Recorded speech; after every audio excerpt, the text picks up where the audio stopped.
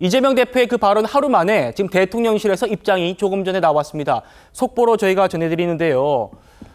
이재명 대표가 제기한 이 계엄령 준비 의혹을 괴담 선동으로 규정했습니다. 대통령실 반응 들어보시죠.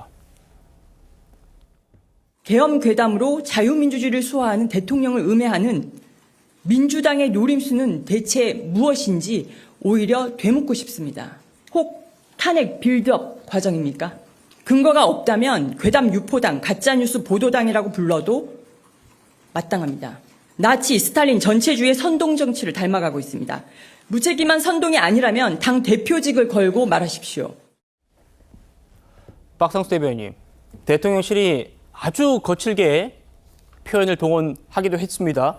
유언비어, 날조된 유언비어를 대한민국의 공당 대표가 전 국민이 보는 생중계에서 말을 한 것에 대해서 경악을 금치 못하겠다. 나치, 스탈린 선동주의와 맥이 같다. 어떻게 보십니까?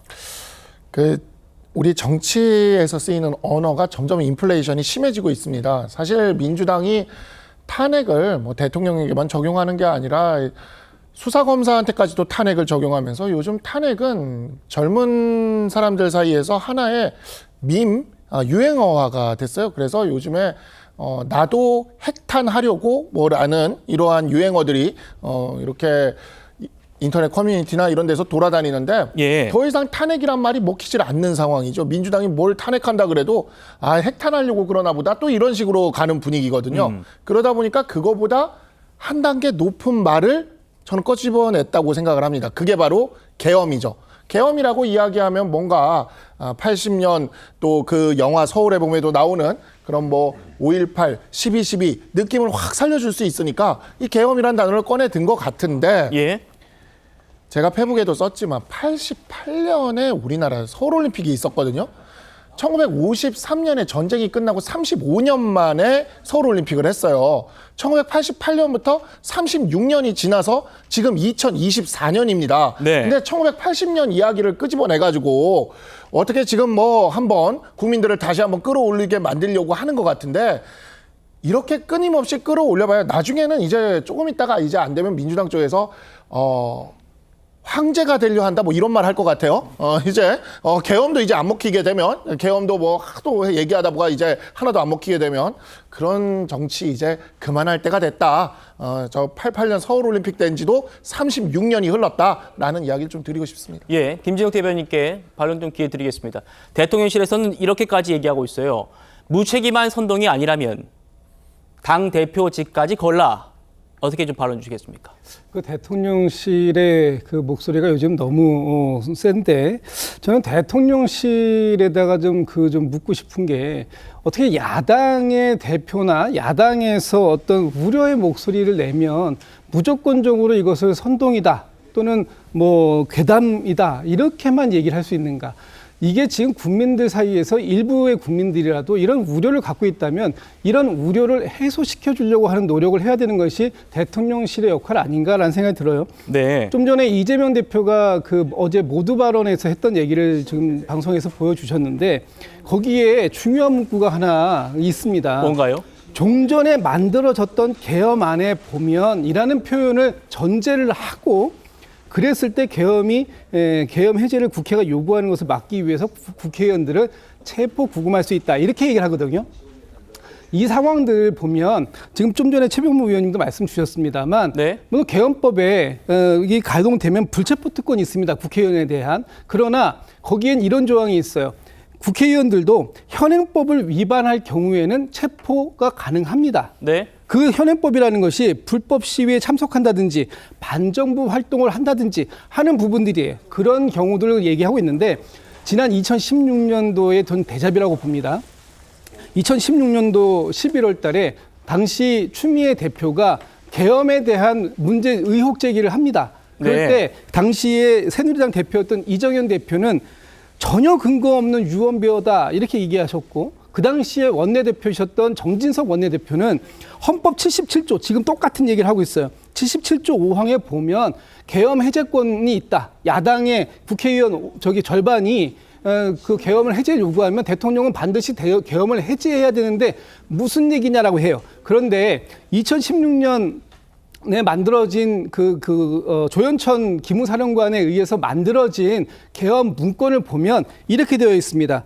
당시에 불법 시위에 참석하거나 반정부 활동에 참여하는 예. 의원들을 집중적으로 검거해서 국회의 의결 정족수를 예. 무산시키는 그런 노력이 필요하다는 문구가 그 안에 들어 있거든요. 자, 김 대변인 잠깐만요.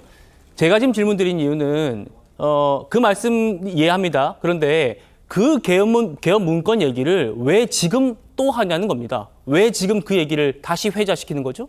글쎄요, 지금 그 부분에 대해서는 예. 뭐 말씀하시는 분들마다 약간씩 차이가 있어요. 예를 들면 김병주 의원 같은 경우에는 네. 오늘 국방부 장관 인사청문회가 있었지 않습니까?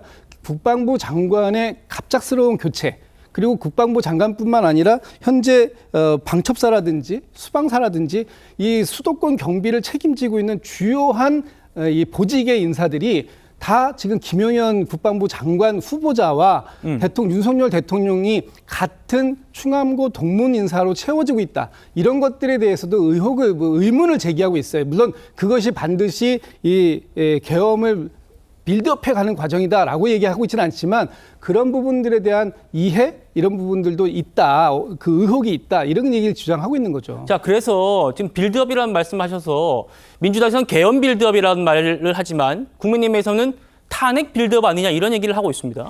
아니 2016년에 이른바 계엄 문건이라고 하는 게 있잖아요. 이때 계엄 문건은 어떤 상황을 상정하고 계엄 문건을 했는지 우리 한번 잠시 짚어봐야 돼요. 2016년에 이제 방첩사 지금 과거에 이제 기무사령부에서 계엄 문건을 검토했던 이유는 네.